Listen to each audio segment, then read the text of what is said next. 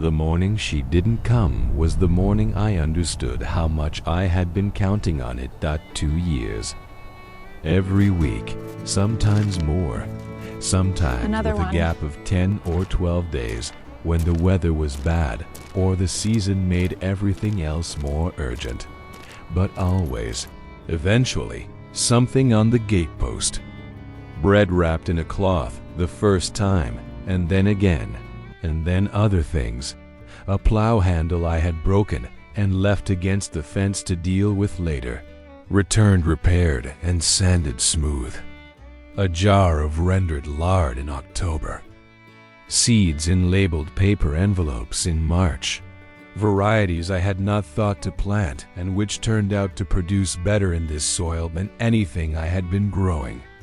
Wildflowers once in June, which I had no explanation for and which I set on the kitchen table and which were gone by Thursday and which I thought about for considerably longer than was warranted by Wildflowers. I had never asked her for any of it. I had never asked her why. That morning in November, I went to the gate at my usual time, 7 after the horses, and the post was bare. I stood there for a moment in the cold, looking at the bare wood of the post. And then I went back inside and made my coffee and told myself that the absence of something you had never asked for was not, strictly speaking, a loss. I told myself this until noon. Then I saddled my horse. My name is Wes Callard. I have run the Callard place for 15 years. 180 acres of Colorado grass and rocky creek bottom west of the San Juan foothills. Horses primarily, some cattle, a kitchen garden that had been better managed before I was the only one managing it.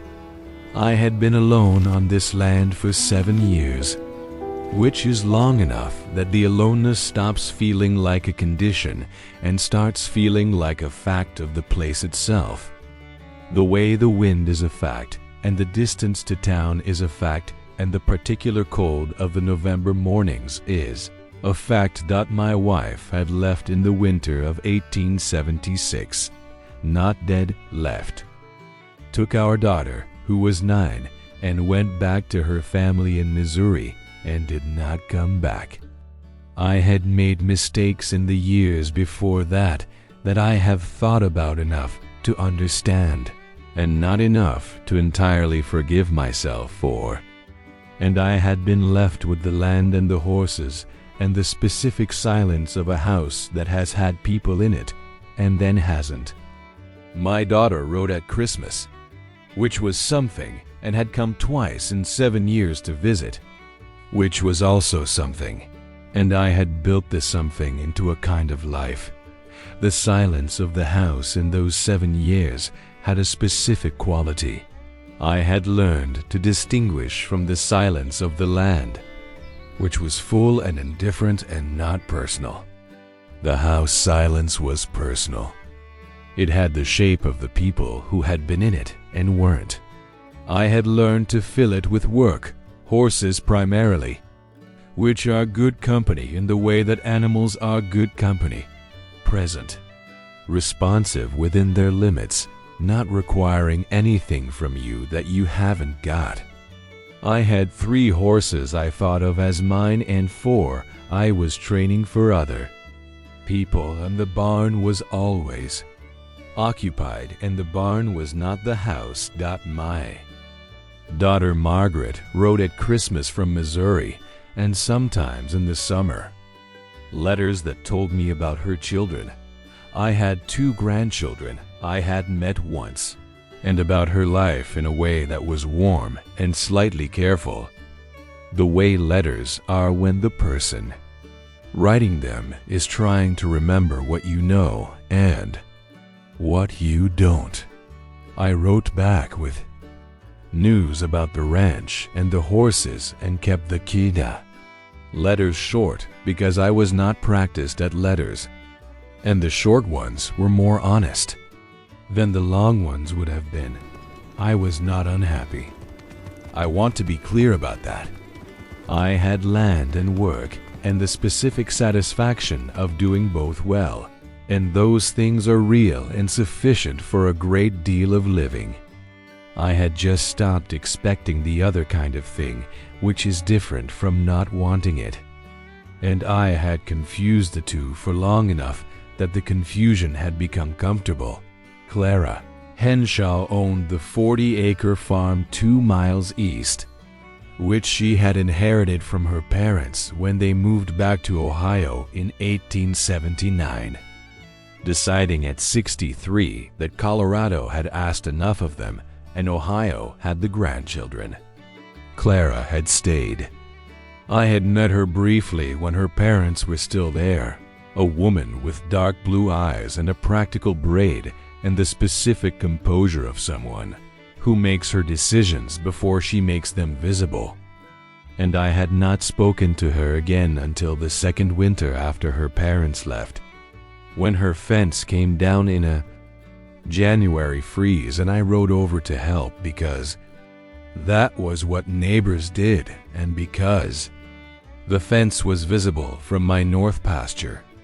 And a fence that's down is everybody's problem eventually. We had worked together for 2 days on that fence without much conversation, and she had fed me both evenings and sent me home with bread both mornings. And I had gone back to my land and thought about her perhaps twice in the following month, which was about the right amount. The bread appeared on my gate post the following March. I found it on a Tuesday, wrapped in a blue-gray cloth I recognized as having come from her kitchen. I left a note on the post the next day, "Thank you, Wes Callard," and 2 days after that, a note came back from her. "You helped I know with what the happened. fence." I know where It's you the were. same kind of thing. It was I not saw the you at the same gate kind in of thing. October. A fence is emergency work with a practical benefit to both parties. Bread is bread. But I wrote nothing back because I was not sure how to say this without making a thing of something she had not made a thing of. Because I was not sure how to say this without making a thing of something she had to say this without making a thing of something she had not made a thing of. And so I let it be what she called it. The plow handle appeared in May. I had broken mine the week before and left it against the fence in the distracted way of a man who knows he will deal with it when he has time and who also knows he will not have time for 2 weeks. When I found it on the gatepost, repaired and sanded and fitted properly to the blade, I stood looking at it for a long time. She would have had to carry the handle to her farm, fix it, and carry it back, 2 miles each way. For a plow handle I had not asked about. I rode over that evening and knocked on her door and asked her how much I owed her for the repair. She looked at the hat in my hands and at my face, and she said, "Nothing." I said, "That's not nothing. That's 2 trips and a morning's work." She said, "I had the materials and the time and it needed doing." I said, "I could have done it." She said, "You were busy." I said, "You were also busy." She said, "I was less busy that week." We looked at each other for a moment, and then she said there was coffee on the stove if I wanted it. And I said yes, and I stayed for 40 minutes. And when I left, I had the distinct and inconvenient feeling that I had been in the company of someone worth being in the company of, and had not said a single interesting thing the entire time. I rode home and resolved to say something interesting. Next time. The deliveries continued. I became, over the following months, very practiced at a particular kind of observing, the kind that doesn't look like observing. That takes place from the barn window or the north fence or the kitchen table when she was at the gate. I never made a performance of it. I simply noted things. The basket she carried, which changed with the season, lighter in summer, heavier, and covered in winter. The way she set things on the post with a specific care, not just placed but positioned. The way you position something you want to be found right side up and undamaged. The fact that she never looked back at the gate after she'd set the thing down, never looked toward the house to see if I was watching. She left it and walked home, and that was the whole of her transaction with the situation. I found this interesting. I found it interesting in the way that things are interesting when you suspect they mean something and are not. Yet certain what the wildflowers appeared on a Thursday in June, not a practical thing, not a repair or a provision. 6 stems of mountain columbine, which were the particular blue of the Colorado summer sky, tied with a piece of twine. I stood at the gate and looked at them for a long time. Then I carried them inside and put them in a tin cup of water and set them on the kitchen table and sat down at the table and looked at them. I thought, a person does not bring wildflowers to a gate post 2 miles from her farm because of a fence. Then I thought, I did not know that for certain. Then I thought, I was fairly certain. I sat at the kitchen table with the tin cup of columbine for a long time. And then I got up and made supper and did not come to any conclusions, which was the conclusion I came to every time I thought carefully about this situation, and which was becoming increasingly unsatisfactory. I spent 6 days after seeing Clara take the letter back, deciding what to make of it. The honest accounting went like this. She had come to the gate with something she intended to leave. She had left it. She had then changed her mind and taken it back. I just wanted you to stay. This sequence meant that whatever the letter contained, she had decided at the post that it was too much, and had revised her decision in the time it took to step back and look at what she had done. I had been on the other side of that decision before. Not at a gatepost, but in other situations where the true thing had been almost said and then wasn't, because the risk of the saying outweighed the cost of the not saying. I understood this mechanism from the inside. What I could not resolve was why a woman who had paid my land taxes without mentioning it and had fixed my plow handle and brought me bread for 18 months would consider it too much to leave a letter. The bread and the taxes and the plow handle were already a letter. They were just not a letter she had to sign. I thought about this and came to no conclusion and went back to the horses and the beton fence and the particular daily work. That is the best remedy for thinking about things you cannot. Resolved that the tax matter came out in September of the second year by accident. I was at the county office in Durango for an unrelated reason, and the clerk mentioned that my land tax had been paid in June. June, I noted, which was the month of the Columbine, and that the payment had been made on my behalf by a layer, Miss Clara Henshaw of the Henshaw farm east of the Callard place, who had noticed the notice of arrears in the public record and had paid it forward and said I could settle with her directly. I rode home slower than I usually rode. $32 was the number the clerk had said, and I turned it over the whole way home. $32 in June of 1883 was a significant sum. It was more than a hired hand's wages for the month.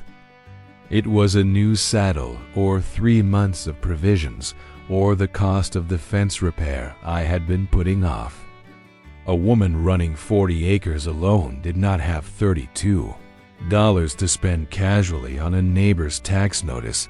She had spent it anyway and had not mentioned it. Had kept bringing bread and returning tools and had not said a word. And if I had not happened to go to the county office for an unrelated reason, I might not have known for another year or longer, or ever got my land taxes in June of 1883 were $32, which was more than a month's wages for a hired hand and not a small sum for a woman running 40 acres alone. She had noticed the notice, which meant she was reading the public land records, which was itself interesting, and she had paid it. And she had not said a word to me about it, not in any of the Tuesday bread deliveries, not in the one evening I had stopped by for coffee in the intervening months. I rode to her farm the next morning. I knocked on her door.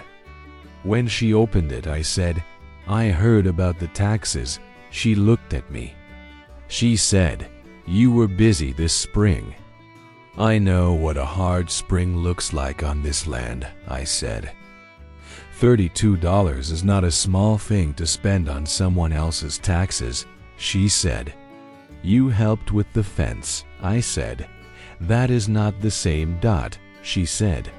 "I'll let you decide what it is." And then she invited me in for coffee, and we talked about the fall cattle prices and the condition of the creek crossing, and I rode home with the $32 still in my coat pocket, which I deposited with her the following week in exact bills. And she took it without comment, and that was that dot, or I thought that was that dot the following month, on a morning in October. I was in the barn at my usual time when I heard the sound I had learned to associate with her approach. Not a loud sound, just the particular quiet of someone who moves efficiently across ground they know well, the creak of the gate latch. And then the sound of something being set on the post. Looked through the barn window. She was standing at the gate with something in her hand that was not bread and not a tool. It was folded paper, the size of a letter. She set it on the post. She stood back from it for a moment, and then she picked it up again and folded it tighter and put it in her coat pocket and walked home without looking back. I stood at the barn window for a long time. After she was gone, the bare gate post, the letter she had brought and taken back, I spent the next 6 weeks thinking about what was in that letter. Which is to say, I spent the next 6 weeks thinking about Clara Henshaw in a way I had been refusing to for 2 years. I had been refusing because of the fence. Not the physical fence, the one I had built in my own mind between the category of a neighbor who brings bread and the category of a person you would like to have in your life for reasons that are not bread. I had kept that fence in very good repair. I checked it regularly. Every time I noticed something about Clara that was not about bread or tools, I found a practical reason for it and filed it under the correct heading and went back to work. The letter on the gate post and the hand that had taken it back had broken a section of that fence in a way I could not immediately repair, and in the gap I found a great deal of material I had been not examining for quite some time, the wildflowers. The 45 minutes I had stayed for coffee on a Tuesday evening in the spring when I had told myself I was only stopping for 15. The particular way she had said you were busy this spring. I know what a hard spring looks like, the you specifically, which implied she had been paying the same kind of attention to my springs that I had been paying to the things she left at the gate. Spent the next 6 weeks thinking about what was in that letter. Not obsessively. I had a ranch to run and the fall work was demanding, and I am by nature a deliberate rather than an impulsive thinker. But in the evenings, when the day's work was done and the house was quiet in the way that a house with only one person in it is quiet, I thought about it. About what a person writes when they stand at a gatepost and changes their mind. In those 6 weeks. I also thought about the fence and the bread and the plow handle and the wildflowers and the tax notice. I laid these out in order in my mind the way you lay fence posts before you set them, to see the shape of the line before you commit to the ground. And the shape of the line, when I looked at it honestly, was clear enough that I did not need the letter to read it. The reason I had not said anything for 2 years was not that I didn't know. It was that I knew and was afraid of being wrong. And being wrong would mean losing the thing I had, which was the bread and the tool and the wildflowers and the fay. Coffee on Tuesday evenings and the particular company of a woman who said true things plainly and left things on gateposts without making a performance of it. Wrong seemed worse than nothing. I had been treating the uncertainty as a protection. I had been using it to stay still. The morning she didn't come in November, I went to the gate at 7 and found the post bare and stood there in the cold November light looking at the bare wood. Then I went inside and made my coffee and told myself various things about the absence of something you had never asked for. None of them settled. At noon I saddled my horse and rode east. Clara's farm was quiet when I came up the road. The chimney was smoking, which meant she was home and not incapacitated, which was the first thing I needed to know. I tied my horse at her gate and knocked. She came to the door in her work dress and the dark canvas apron and the look of a woman whose morning has not gone as planned, not ill exactly, but not well either. The particular hollowness of someone who has been fighting a cold for several days and losing. She said, "I was going to come by this afternoon." I said, "You didn't come this morning." She looked at me for a moment. A small thing moved across her face that I could not fully read. She said, "I'm a little under the weather." It didn't seem worth worrying about. I said, "I'm not worried. I came to ask you something." She waited.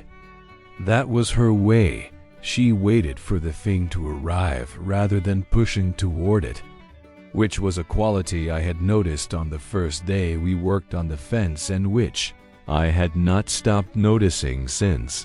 I said, "I saw you at the gate in October. She was very still." I said, "I was in the barn. I saw you bring something and set it on the post and then pick it up again." She looked at the door frame. She looked at her hands. She said, "I thought you might have seen." I said, "What did it say?" She was quiet for a long moment. The wind came off the foothills and moved through the yard. Her horse in the corral behind the house made a sound and was quiet again. She said, "It said that I had been coming to that gate for 2 years and I had understood for most of that time what I was doing and why, and that I had decided to stop pretending otherwise, and that if you had any interest in a conversation that was not about bread or fence posts or property taxes, I would be grateful to have it." She looked at me. She said, and then I thought that was a very significant thing to leave on a gatepost, and I took it back. I stood on her porch with my hat in my hands in the November cold. I thought about 7 years of learning to need nothing, about making a life from the reduction of expectation, which is a kind of protection and a kind of poverty at the same time, about the wildflowers in the tin cup and the $32 and the sanded. "Plow handle in every Tuesday morning at 7 o'clock," I said. I would be grateful to have that conversation. She stepped back from the door. She said, "You'd better come in, then. There's coffee." She was still fighting the cold for another week, and I came by every morning that week to check on the horses she hadn't been able to get to. Which was a practical reason and also not a practical reason. And we had the conversation in pieces across those 7 mornings. The way conversations are best had when neither party is performing them. On the 8th morning she was at my gate. She had bread. I had been awake since 5, which was earlier than I needed to be. I had heard the latch from the kitchen, and I stood at the window and watched her walk back east across the frozen ground. And I thought, 2 years of not saying anything. Because the uncertainty was a kind of safety. That evening I left something on her gate.